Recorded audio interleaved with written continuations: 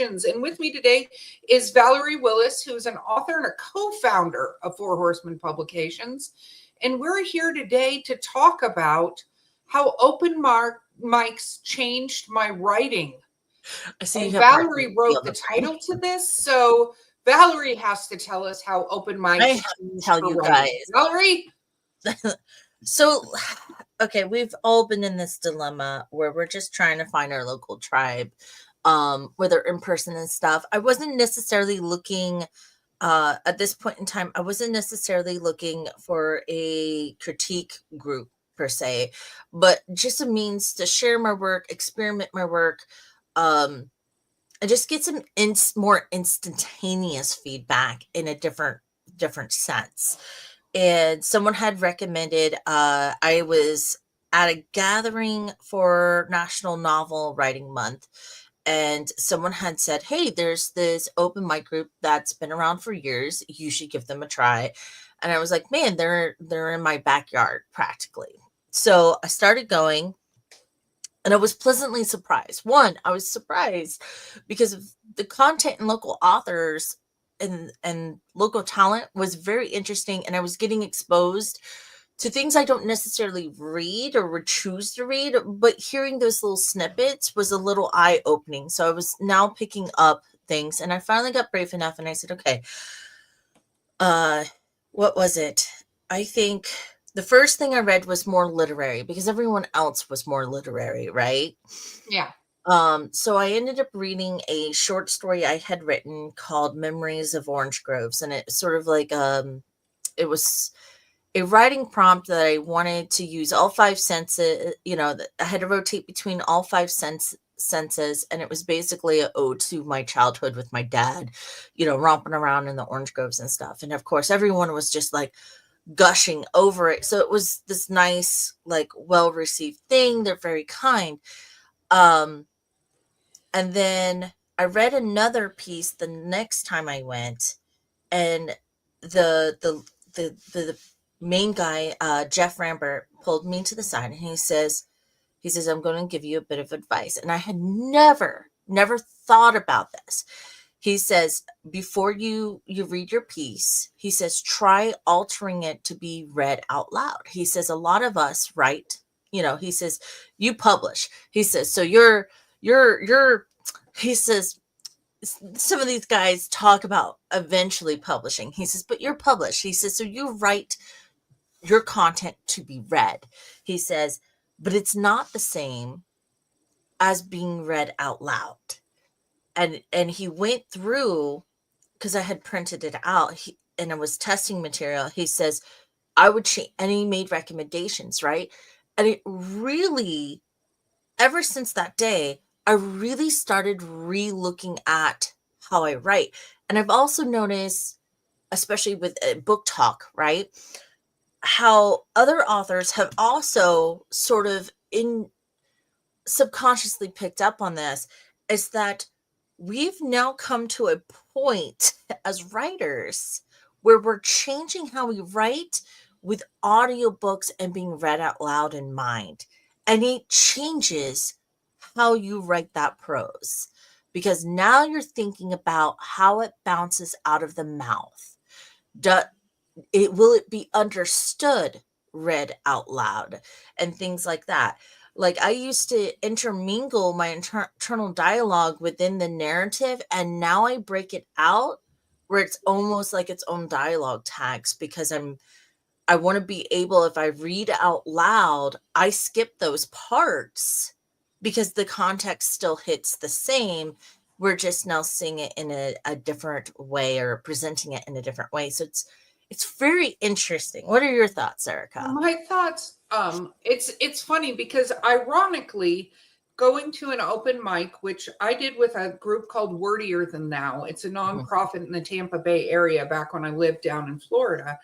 And Tiffany, shout out to you. Love Tiffany. you. Tiffany, which is ironically how we ended up meeting through a series of events linked to having joined Wordier Than Thou. Yeah. And just for anyone who was wondering what group, the group out of Orlando is Central Florida Writers and Thereabouts. You can find them on Facebook. They did online ones, and I have funny stories of the kind of connections you can also make with open mics. But go ahead.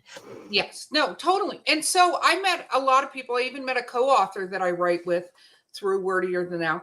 But one of the things I thought was really interesting is I went and they do these events where it was a 10-minute prose, right? You go and you read 10 minutes of your story. And I will tell you one thing reading your story out loud will do. Man, you will hear the errors. You will hear what does not flow. You will hear every mistake you've made in your story. You will hear it, and not in a negative way, but it really makes a huge difference because you see where your punctuation is failing because you cannot read it the way it's written, right? Like you go, I can't read this. And it's, of course, a good practice to read it out loud at home. But I feel like when you have an audience, it's very different, right? And with my stories, as you know, like I write horror stories and I write humorous erotica, but I write horror stories that don't have happy endings. And one of the things with doing those little horror stories, I was writing short stories at first, that I found was every time I read one of my stories, the audience, if they did this at the end, like is that the end? Because of course they're waiting for the happy ending, right? Yeah. And I'm like, and I go, thank you very much. I knew I nailed it when I would get the reaction where the applause would only come after I indicated I was done, right? Yes. Because they were like, what? And then, you know, some of the people that I got to know there, which is the tribe part, would say, okay, how many people died? I couldn't keep track when I was reading because they're like, or they'd meet somebody or they'd be talking and they're like, yeah, no, just prepare for it. Somebody's going to die. And so it was funny because I got the feedback, but I started seeing when it was impacting. Did I have it? Did I hold the reader's attention? Was my suspense in the right place? And I watched the audience when other people would read, and some like you just get riveted, and others you're like, this just sounds like the teachers from the Peanuts, and you're not even hearing the story because, like, not because of how they're reading it, but because how that story is written. Yeah. And it's interesting. Even in the short time, now that I think about it, I joined them before COVID and went through COVID with them. And I feel, I now have a day job that keeps me from being able to attend. So it drives me crazy these days. But it's interesting because I could test out different genres, different angles, different scenes, things that it's frustrating because you only get so many minutes. Depending on the open mic you go to, sometimes you only get 5 minutes. Sometimes they give you up to 10 minutes. I think our limit was 8 minutes, but a lot of times if they like you, they let you go over. For Halloween, the first Halloween with them, I read, and this is in a book that Four Horsemen carries. Demonic Wildlife has my short story called Antichrist is a Manatee, right? And it's the whole vision of SeaWorld's manatee observation deck vibes there. But reading that, and of course, I decided to write, when I wrote that, I wrote it with the advice I'd gotten with the open mic, right? I wrote this so I could do voices for the manatee and the little girl and things like that, and really upped the juiciness of the fact that this was going to be read out loud.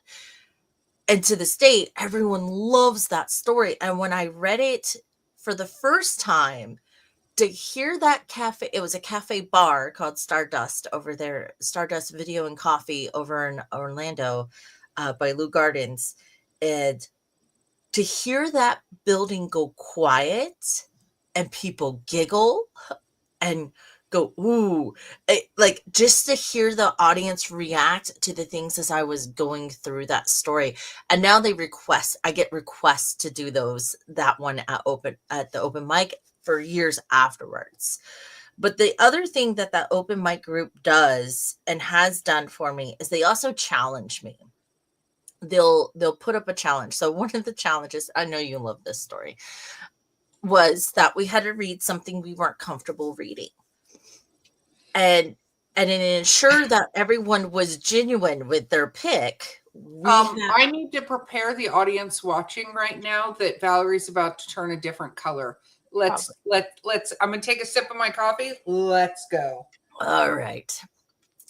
And so to make it fair, we all drew names out of a hat, and that person picked what we were reading.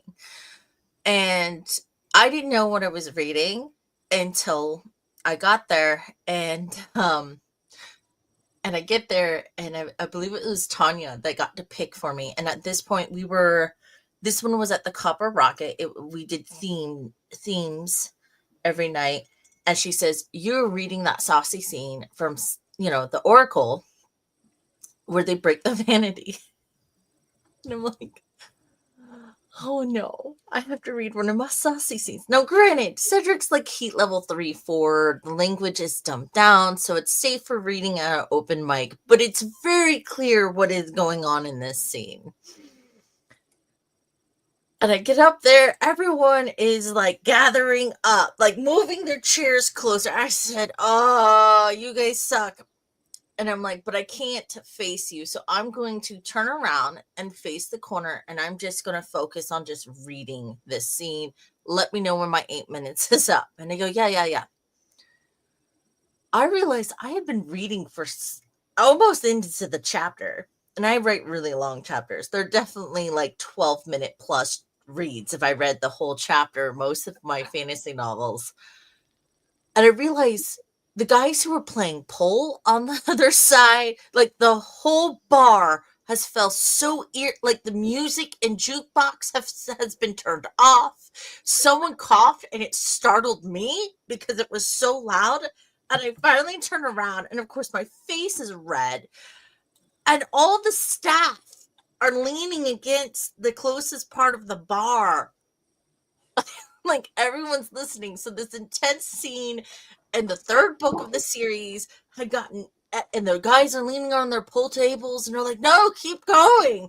And I'm like, "I don't think I can it." And then of course the bar owner's like, "It just started getting hot," and he reaches over, he hits a button, and the fog machine starts going off. And I'm like, "That's it, I'm done. I can't."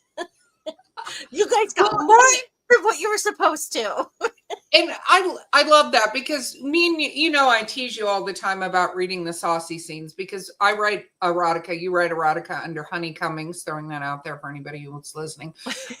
And it is for some people, but that's one thing I wanted to bring up, is that some authors would be sitting here going, "No, I'm not getting up in front of people. I'm not reading. I'm not doing that." Right. But the truth of the matter is, you have to put yourself out there, and you don't have to be you on stage. You have to be your author persona on stage. The moment you publish a book, literally legally, you can look this up, which we'll go into in another What Writers Should Know, is you are a celebrity. You legally are defined as a celebrity now. Right. And so the rules about defamation and all that apply to you as a celebrity versus a normal private citizen. So you have to have a persona as the writer, and you need to be willing to put yourself out there. Don't make eye contact. You don't have to imagine everybody naked or in their underwear or whatever, like that they tell you to do sometimes. But just get up there, look down at your writing, begin, and time yourself if you have to. Know if it's 5 minutes, because usually it's a certain number of pages, so you know like how far you can. Words is what I figured out. On average, 1,000 words should be about 5 to 8 minutes, depending how much dialogue and how slow or fast. And don't try to read fast. Breathe. Like, in fact, one of Jeff's earlier recommendations was to put a highlighted mark to remind myself when to breathe, or where the punctuation was. It's great. And you can practice at home if you have to. But here's the deal. 99% of these open mics that you'll find that want open mic pros, and they're all over the place. They can be in a bar. Mine was in an art studio. We did a pub crawl, which we did reading in a pub crawl, which was tons of fun. That, and I like to drink, that drinking with authors, it's a thing. But you can, when you're doing this, you just get up and do it. Like, be willing to be there, because you, the celebrity, the author, those are your people, not only other authors, but they may be your readers. So make sure when you go to these things that you take your business cards with how to get to your website and stuff, how to order your books. If you want to, sometimes bring a couple books in your bag that you can sell to people, because people buy them, right? And I mean, sometimes we know that you like to sell crap out of your trunk, so I do. I can't tell you how many times I've read a chapter or two to test out material out of either a work in progress or a book I've already written that I was curious about how this lands, how the audience reacts. And like I said, it's much different than a critique group, right? We're actually there to perform and practice the performance and get feedback on our performance in a safe environment is what it really should be. And because I would hate to go to a convention where I'm actually in front of a way bigger audience with a lot more pressure and a lot more judgment, so this is a great way to get those jitters out and that practice and performance on a live audience. But I had, when I was working on the second book for The Princess Priest, so The Priestess Assassin, I wasn't sure if a scene I had been massaging and revising was hitting emotionally like I wanted it to. So I walked up there and I said, okay, here's just cliff notes of what has led up to this point. And we're going to and I said, and I'm going to read like this emotional scene. I know that's beyond my norms. I'm sorry, guys, but I just need to know how it hits. So please give me some feedback when I come off the stage. I read that and 5 people were like, where can I buy the first book? Because they liked what they heard so much. And I was like, okay, I hit the points I wanted. And that told me immediately that it was, and again, when you've got the way you're reading out loud and your story's content is hitting sharply when you make a room go quiet. There is something thrilling and very intimidating at the same time when a noisy cafe or bar setting, which is where most of these typically happen at, just goes dead quiet and you've got everyone's attention because whatever you're reading or whatever your characters are doing has their attention. You're on the right way. It's a great indication that your writing is going in the right direction. I agree. And one of the things you can do too is go show up to one of these and just observe the first time. See what it's like. Understand how it works. Ask questions. But I will say this, and I'm going to do a shout out. I don't know, to Austin, to Trish, to Tiffany. Like, I met you. There are so many people that have become my tribe and become some of my best friends in this universe that I met because of going to open mics, because these are fellow writers and they're not all perfect and they're not all wonderful. And trust me, not every story you hear is going to be a diamond gem. Like, it's not, but you find your tribe. You're around people who are there and want to be a part of what you're doing and want to talk to you and want to connect. Because again, we talk about this a lot. Writing is a solo sport. Most writing, like even if you're on a thing with somebody else, you're doing it by yourself. So find your tribe. But going out and hearing your story out loud, right, will also give you practice when you're doing it at home. Because if you do it before you leave your house, you will hear, sorry, my little puppy, you can see him in the background, just heard a noise. I apologize. But you will find that you understand how all of that works 1,000 times better than, and what it sounds like. Because when people are reading, even though they're not reading out loud, it's the same thing. They see the failures in punctuation and things like that you're doing, the impact of the statement, the reveal, the whatever you're trying to do. And like I said, for you waited for it to go silent. I didn't always listen for the silence. I did listen for I just looked out to go. You wanted to see the faces go. The head tilt or the whispering to each other.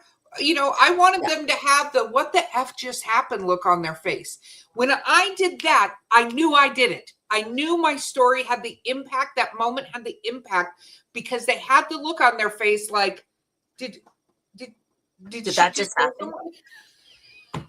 So you'll know what your thing is, whether it's laughing, whether it's sighing, whether it's gasping. There's a reaction you want. Go and see if you can get that reaction with your If it's a writing. romance scene, you'll see like this and the sigh, right? It's, and like I said, it's not like a normal critique. You're not necessarily going to get feedback on a grammar level, so to speak, but you are going to get a developmental reaction that, did I develop this scene? Is this scene emotionally, is the reader immersion there, right? And I have to say, there was a couple of people who would always attend those open mics at Central Florida and thereabouts, who didn't write or wrote a little, but they loved reading other people's work too. So if you're too bashful but still want to see how your work, there are people there at these open mics that you can connect with and partner up with, who are more than willing to read it. At one point, we started doing almost like a live radio show, where a few of us would get together and we would convert it into a script style, and we would go up there as a group and perform out the short stories and stuff. And it was just so fun to watch, because it got to the point that some people were writing stories specifically about the people playing themselves a little bit. It was just, I love that. it But was I think so that's fun. the thing. I mean, there is nervousness. It's a nervous thing getting up there. What you need to do is go up there. If you have to take a moment, close your eyes, take a deep breath, and read. And I agree with you on the grammar and stuff. This isn't to fix your grammar. The only fixing of grammar is this doesn't read well. That's one thing you will run into when you start doing this, is you'll go and you'll fumble over some of it, which is fine. Take a breath, That's what keep you're going. there for. Yep. Nobody cares that you fumbled over it, but And you will don't make a kill little. yourself. And on Yeah. that same point, don't kill yourself reading verbatim. You initially wrote this probably not with open mic or reading out loud in mind. And like I said, it's really interesting when I compare, like Cedric would be a great example. Cedric was not written for open mic, but from Artemis on, and The Princess Priest, and all Honey Cummings, all of that is since I've discovered all this information and feedback from open mic. And the writing style, I think, is much smoother. It reads much clearer. People seem to struggle less. It's not necessarily literary, so to speak, but I write genre fiction anyway. I'm not You aiming know to what be though? the You know next what it great is? American novel. It's storytelling. You Story. are a storyteller, and doing this will make you a better storyteller, because every book, my personal opinion, outside of, like, of course, textbooks and stuff, but every single book should be able to be read as a story, as a storyteller. You should be able to sit down, like, you watch The Princess Bride and he's reading him The Princess Bride. You should be able to do that with every story. It doesn't matter what kind of story it is. Now, I know some people who read the erotica books to each other, like couples or friends and stuff. And that needs to read the same way. Like, it doesn't matter what you write, it needs to read because you are a storyteller. So, and I will say that most open mic groups also usually have other things they're doing. So I know with both Wordier Than Thou and Central Florida thereabouts, they host workshops. They have write-ins, and they talk about one time they rented a creepy old house before it was about to be torn down to go write in for the night. And they all left prior. We did one called Read No More. She still does it down in Tampa, Florida, where she has writers write a story for each room. And it's not a scene. They don't have to act it out. It's literally a story. So, yeah. Yeah. So they do usually host a bunch of stuff. I know during COVID, because of we couldn't be in person, the cafes were basically all closed down here in Orlando during that time. We started double downing on doing a digital workshopping kind of mode, and we try to do the open mic and keep at least one open mic going, similar to that. and I did a character development. And it was funny because Eric Deckers, who's one of our Four Horsemen authors, was like, Val, I need someone to do a thing. And I'm like, oh, I want to teach character development. I haven't done that in a while. And I know people at the open mic always ask. And the first person to come into this room with us is freaking Nancy Springer, who writes Enola Holmes. And I'm like, you will never know who is part of your group in an open mic, and it may surprise you. I also have to say they're great supporters of when people do publish books, because what they'll do is say, hey, tonight we have a feature, have you read multiple times throughout the night to promote your book and read from your new book, and encourage, hey, don't forget, she's back there ready to sign, and just go over and say hi, so they're great supporters. They spread the word, they give you instant feedback, and just I don't know what I would have done without discovering open mics, and it definitely got me out of the house during a time I was having a hard time finding a reason to leave home. So exactly, you need your tribe, and I am fortunate that you did that, because that's how we became besties, and how we created Four Horsemen wouldn't have come about if we hadn't met and hadn't done all that. So if you're a writer out there, we heavily suggest it. Even if you have to do it virtually, they're virtual. You can do searching. There are meetup groups, all kinds of things. Find the different groups in your area. Find the different writing coalitions in your area. Believe it or not, there are people out there. And it doesn't have to be a critique group. Sometimes critique groups are okay, and sometimes they're not pleasant places to be, unfortunately. But you will find open mics for prose out there are huge. Or if you're a poet, go out and find the poetry open nights. Poetry slams. Yeah, oh my God. I don't write poetry, but I used to attend the slams because the way they use abstract concepts, like, oh God, I still remember to this day, one of the guys says, she made love to me like it was caliente. And it was like, oh, like I like everything about that. You get a different visual. So it's very, as an author, being like I said at the beginning of this, being exposed to those different genres and writing styles. But I used to go to the poetry slams, and because it became such a huge regular, they would ask me to be one of the judges for the poetry slams and stuff. So that was always a good time. But yeah. There is and then of course I didn't realize that Orlando and Deltona over here both had teams that competed nationally and like ranked in like the top 10 half the time. So you'll be shocked what you find close to home. Okay, so with that, we've gone a little longer than we normally do, but it's something we wanted you to know. You are a storyteller. Get your stories out there. This has been What Writers Should Know. I've been Erica Lance. This has been Valerie Willis. Don't forget, like, subscribe. All the links are down below in the show notes, and we will absolutely see you next time.